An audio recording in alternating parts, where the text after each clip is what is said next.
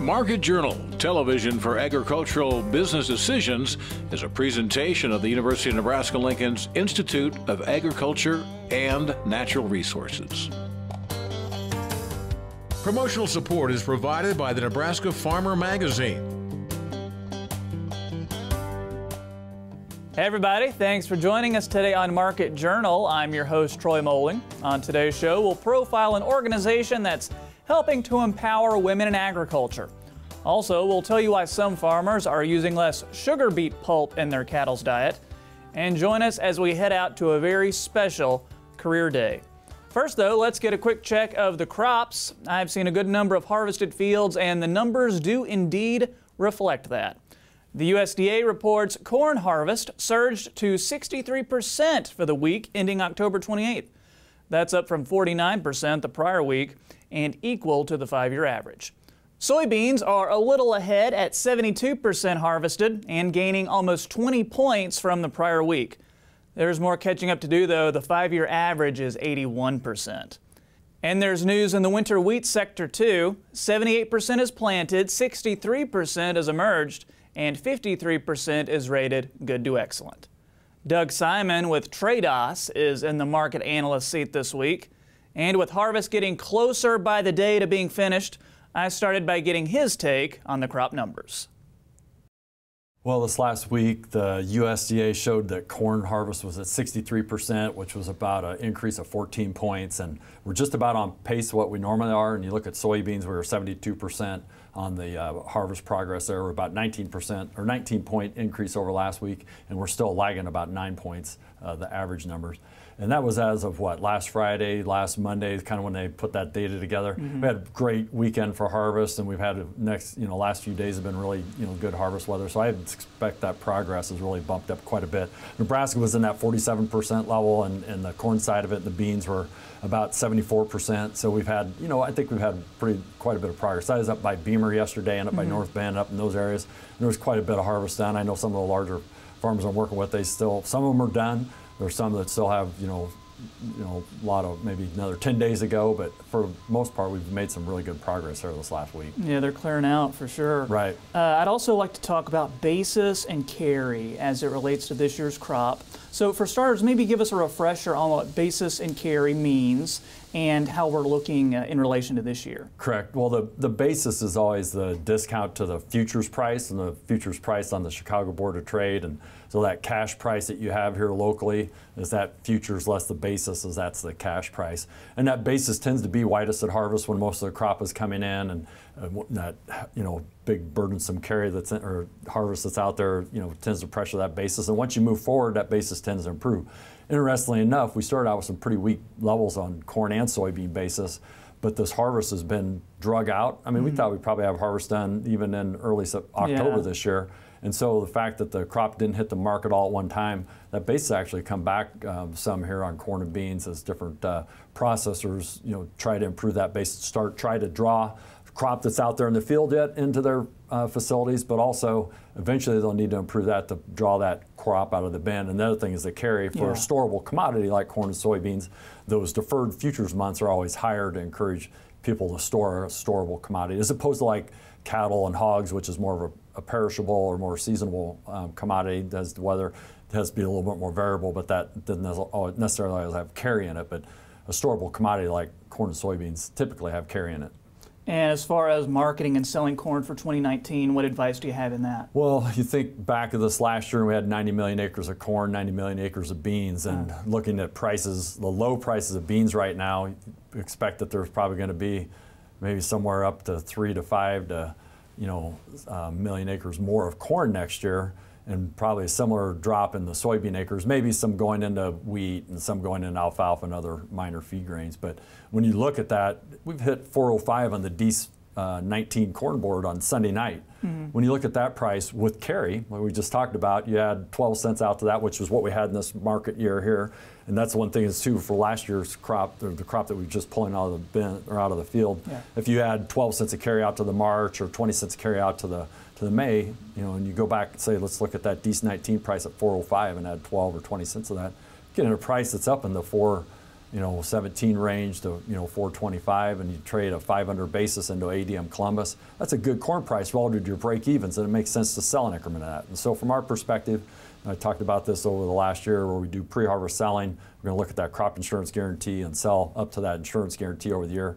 That's a smart thing to do. Soybeans, when you look at option volatility right now, it's pretty cheap. I wouldn't go out and sell new crop soybeans right now. You could look at using some type of put strategy, maybe sell a call. Those option volatility, because it's so low and it's historically low, those options are pretty cheap. There's some things you could do there. Same thing goes with corn and soybeans. If you have to sell something now, option volatility is so low, those options are pretty cheap. There's some things you could do that are less expensive by using options than it would be to be paying storage necessarily.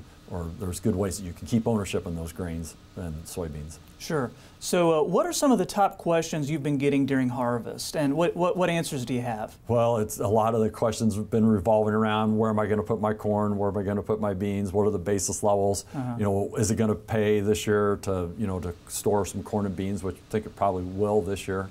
And then also looking forward to 2019, that was one of the questions I had from a producer this morning. We sold some corn on Sunday night at 405.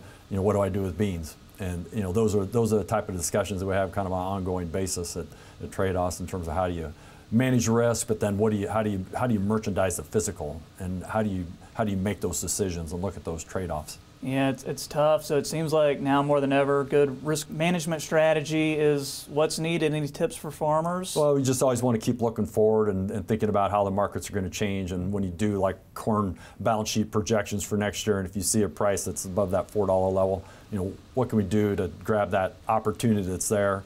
It's always better to be forward-looking. From my experience, I've been doing this for 18 years. It's always better to be proactive rather than be kind of put into a corner and trying to do things in that manner. And I think that's, you always want to keep looking forward. And I think there's still a lot of optimistic things in agriculture. The population of the world's going to keep growing. I think there's going to be continued demand for agricultural products, and there's opportunities out there, but you always got to keep looking forward in the selling side the same way you do when you're looking at how am I going to structure my production side of it and that type of thing.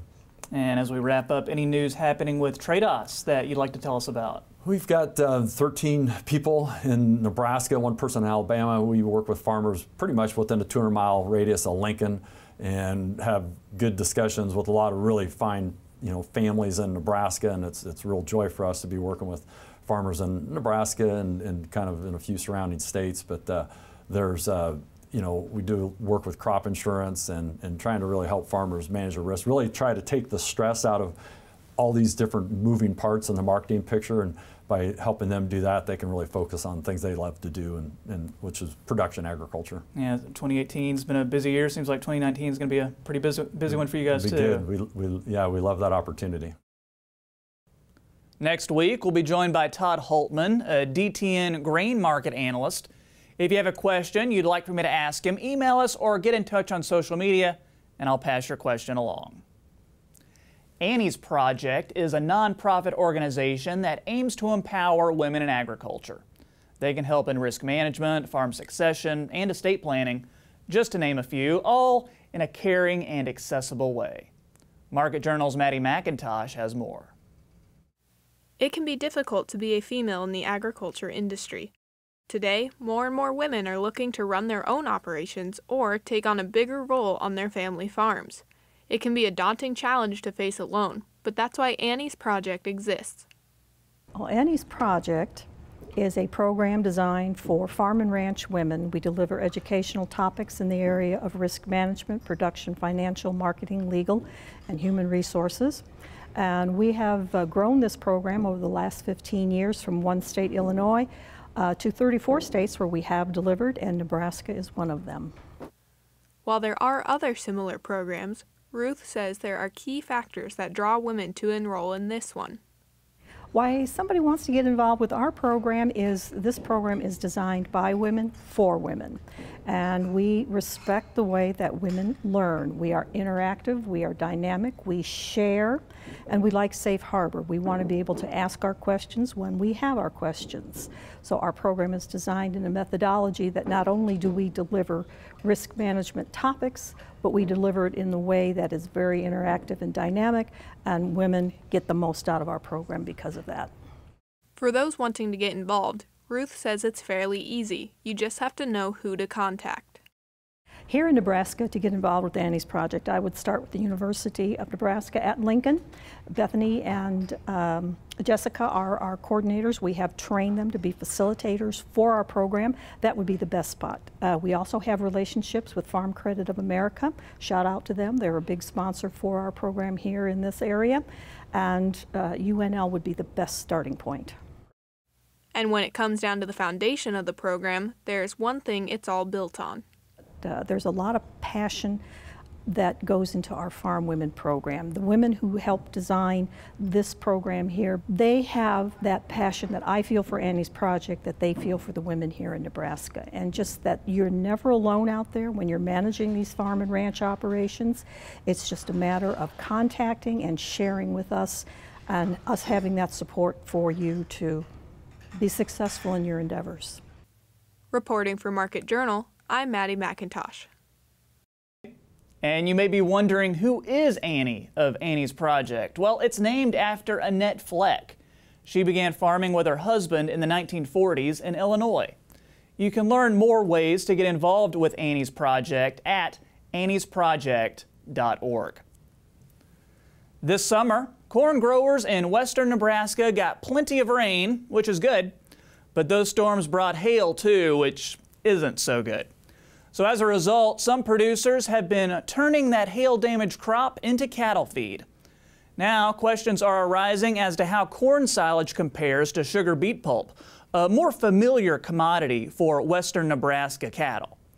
University of Nebraska cow and calf specialist Dr. Karla Jenkins joined me to discuss what you should look for if you're thinking about introducing your cattle to corn silage. There are quite a few producers in western Nebraska who would normally just put up corn for grain, because once they do the calculations on how much it costs to produce the corn versus how much that crop is going to net them for grain versus silage, it makes financial sense for them to harvest it as corn grain. However, with the recent hailstorms that we had this summer, a lot of that yield was knocked back, and so when they go back and recalculate that, then it turns out that they would actually come out better if they made the corn into silage. And so that then made that available. They might not normally put up silage, and then they're trying to find a producer who would feed the silage that they could sell it to. And because we have an abundance of sugar beet pulp in the valley because of our sugar production, the sugar beet pulp is a byproduct of the sugar production in western Nebraska. That is what a lot of producers would use for an energy source. And so once they were given this opportunity to have access to some corn silage, they have asked questions about, the comparison of the two. What does the producer need to think about when they're considering corn silage or sugar beet pulp and how they can be used in a calf's diet? So the first thing that a producer needs to do when they're evaluating any feed source really is to put them on a comparable basis. And so the first thing we need to do is figure out all the costs that might go into acquiring a ton of corn silage, including the processing, the chopping, and then the price of the feed. And transportation, same with the beet pulp. What is it going to cost for you to get it from the factory to your farm?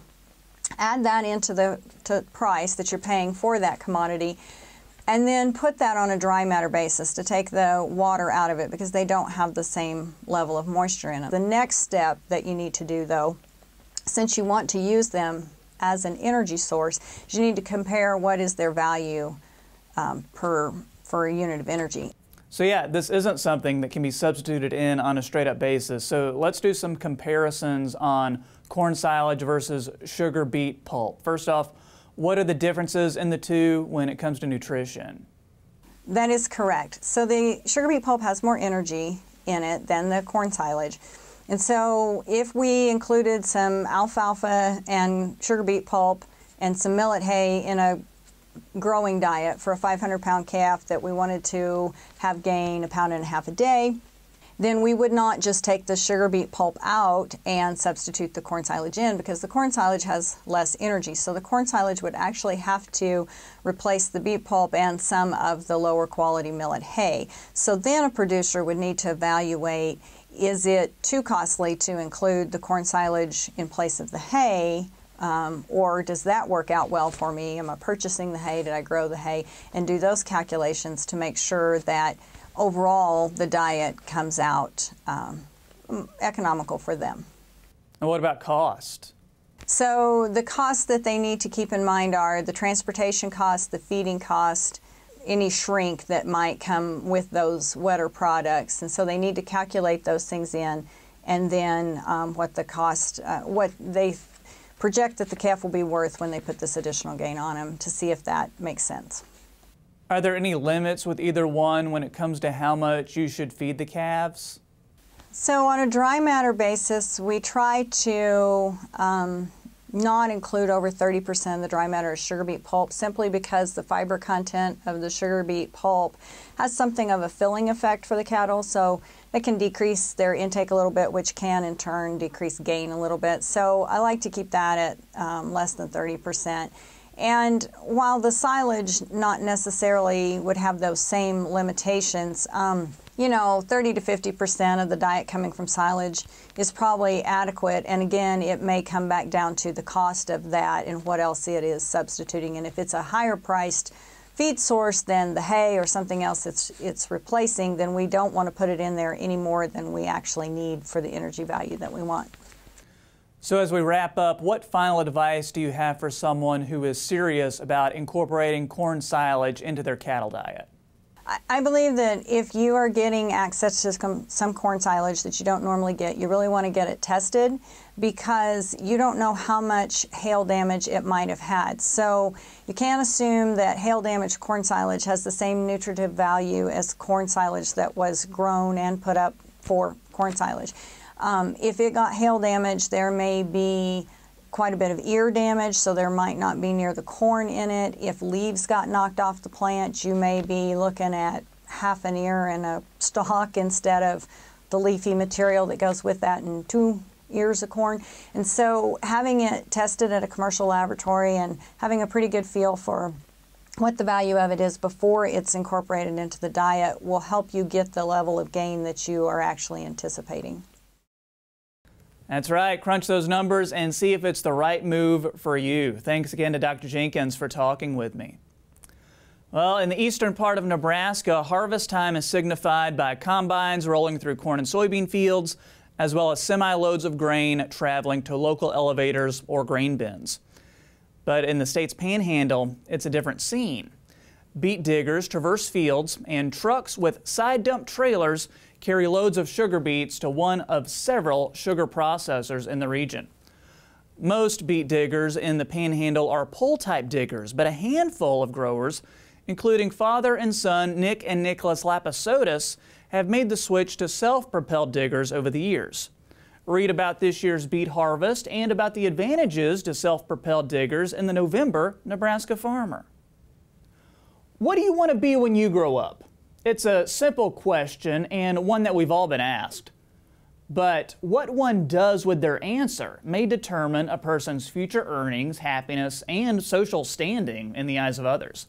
So it's imperative that you get it right on the first or second try. Cornerstone Bank has been working to help high schoolers make sense of that question for 28 years at their annual Career in Agriculture Day.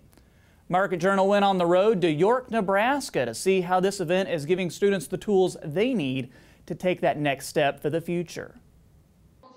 For these 250 students from 25 area schools, the 28th annual Career in Agriculture Day is more than just a day free from classes.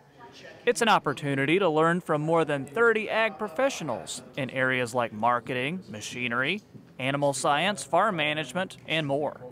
We just have a variety of them that could help be of interest to any student, being male or female, 9th through 12th grade. It kind of gives them an idea to have a hands-on experience rather than a career fair where they have to just run around, collect information from a booth. This is the opportunity for students to come in and actually ask questions and see what it is to be in the day-to-day tasks. Students have the option to pick from 10 different sessions. Each one allows for the kids to network with a panel of experts, ask questions, and see if their skills and interests would be a good fit. It's only between 3 and 4 individuals so that we can take 5 to 10 minutes for them to really thoroughly explain why they chose this profession, what influenced them to become where they are today, and what they do on a day-to-day basis. These are the 3 main birds that we raise. Dustin Chrisman was a regular attendee of the career day when he was in high school. Today, he owns Double Barrel Game Farm and Hatchery. When called upon to be this year's keynote speaker, he jumped right in to help out. I think there's quite a few kids that are maybe raised in town that have an inkling that they want to be involved in agriculture, but they're not sure what's available or how to even get involved, or what avenues to start pursuing or looking for college. So if they can come here and kind of say, oh, that interests me to work with animals, or if I want to work with grain, or I could do, if they like numbers, do some banking or accounting or whatever they want to do, this gives them direction to find that path. I like seeing kids get back into agriculture and that, so anyway I can help with that, and so I was willing to do it. The feedback has been positive, with students and teachers telling us the event has helped them to see opportunities in agriculture in a fresh light. Now they're eager to take what they've learned and apply it to the classroom. I just want to see, what different careers I can go into other than staying on the family farm. I like it because it's showing me all the different careers I can go into with agriculture. These students need to experience what it's like in the agricultural industry from people that are actually in the industry. So it's different when you're a teacher and you tell a kid what it's going to be like, but when they can hear from people that are actually employed in the industry of what it's like, then I think that really sets a message and helps them know what they're getting into. It's exposing me to a lot of different people who work with different jobs, who have all sorts of jobs around the state and what they do and what they can tell me what to do too. And that exposure is key when Nebraska's future success is dependent on the students who live here and the role they'll play in advancing agriculture in their community. Well, I think it's really important because obviously agriculture isn't everything that we do. Eat, use it. Somehow in one way or another, agricultural industries are prevalent in everyday use for every single person. So I think it's very important to keep encouraging students to possibly look for that as a career choice, just so that it keeps students either coming back to the area or giving their talents to the global market. And who knows, maybe in a few years, one of these kids will find themselves front and center like Dustin, ready to share advice with a new room of students looking for that inspiration to set their path in a new direction. The event took place at the Holthus Convention Center in York. Julie tells me she invited schools that are within about an hour's radius from there. Fun event for sure. I think everybody learned a little something too. It's time now for weather with Nebraska Extension ag climatologist and Market Journal chief meteorologist Al Dutcher. Al, I thought the first part of this week was gorgeous. It felt so nice out there. It has been getting cooler over the past few days though, with some of our overnight lows near freezing. So let us know, how's the first full week of November shaping up? Well, Troy, it has been a fairly decent week in terms of harvest activity. We did have some slight delays during the midweek period, but overall we've seen some pretty significant gains in terms of harvest activity across the state, with soybean harvest going above the 75% mark as we got into the Sunday release, which basically came out Monday. And corn, we've basically made it up to 50% harvestable acres, and with the week that we've had, I suspect that a vast majority of the soybeans have been harvested or are very, very close, and we're probably going to jump above 60% in terms of corn harvest as we go into next week, although it does look like things might get a little bit more interesting over this next 7-day period. So as we go to the upper air charts, first thing I'll draw your attention to is we've seen that cold air come into the region over the last 24 hours, really intensified with the cooler temperatures, but the big trough digging in the upper atmosphere that will make its way toward the east. And we do have surface low pressure down in the Texas Big Bend region, and that's going to funnel some moisture up, but it doesn't look like we're going to see a tremendous volume of precipitation, with the best of it central Nebraska to northeast Nebraska, and maybe even some light snow mixed in with that. And this trough kind of gets a little bit more diffuse before it starts to energize. That low moves over into eastern Texas, and we have 2 lows in the western Dakotas at the surface. But because these lows right down along the Gulf Coast will rob the moisture moving northward, and so the only thing we'll see is a little bit of wraparound in northeast Nebraska. And then the primary focus is this trough as we go into Monday. That big low pressure system will cut off all moisture moving to the north. Cool high pressure will remain in place across the northern plains. We'll see a little bit of light snow across the Rockies, but heavy precipitation all the way from the Gulf Coast up into the central Corn Belt. And then that trough starts to pivot toward the northeast as we go into the day on Tuesday, with high pressure firmly in control in the high plains. Even though there's a low pressure showing up in the Texas Panhandle, it doesn't have any moisture to feed with. That'll be all directed toward the east, and a little bit of moisture in the Pacific Northwest. Now as we get into Wednesday, we see that trough reinforced somewhat. Another shot of cool air comes into our region, so the well below normal temperatures will continue, but dry weather along with it. Most of the precip stays along the eastern seaboard, still seeing a little scattering of moisture in the Rocky Mountains, and there is just one little bit of precip that might move through southern Nebraska, and then the warm air starts to return in earnest. As high pressure starts to slide eastward, we'll get on the back side of it, start to see some warmer southerly, southwesterly winds, and you'll notice a precipitation-free pattern across the vast majority of the United States. By the time we get to Friday, we start to see that trough lift out and a more of a zonal flow. Downsloping should be real nice weather, even though we do show some low pressure systems developing along the high plains regions of Nebraska and in Kansas. There's just no moisture to feed with it. With that rapidly moving system, moisture is just not going to get up here soon enough to create any potential problems within the central Corn Belt. Pay attention to this mass of moisture moving into the Pacific Northwest. That's the next major system that is expected to move down into the central Rocky Mountains and then start to swing and pivot across the southern plains, with some hints that that will start to swing toward the Great Lakes region sometime between the 10th and the 12th. May be our next chance for any measurable snowfall across the central United States. In terms of the 8 to 14 day forecast, certainly with that cool high pressure in place and waning as it gets toward the end of the week, we will still see some slight cooler than normal conditions from next Thursday to the following Tuesday. And in terms of precipitation, starting to pick up that system coming out of the southwest that will be moving into our region late in the next 10-day period. Thanks, Al. That'll do it for today's show. Next week, we'll check in on the latest trends in Nebraska land values. I think you'll find this information to be pretty interesting whether you're a landowner or a renter. Plus, we'll learn some risk management tools that can be used during these uncertain times. Hope to see you right back here next time. I'm Troy Moling. Thanks for watching. Join Market Journal online at marketjournal.unl.edu. You can also follow us on Twitter, Instagram, and Facebook. Promotional support is provided by the Nebraska Farmer Magazine. Market Journal is produced by the University of Nebraska-Lincoln's Institute of Agriculture and Natural Resources.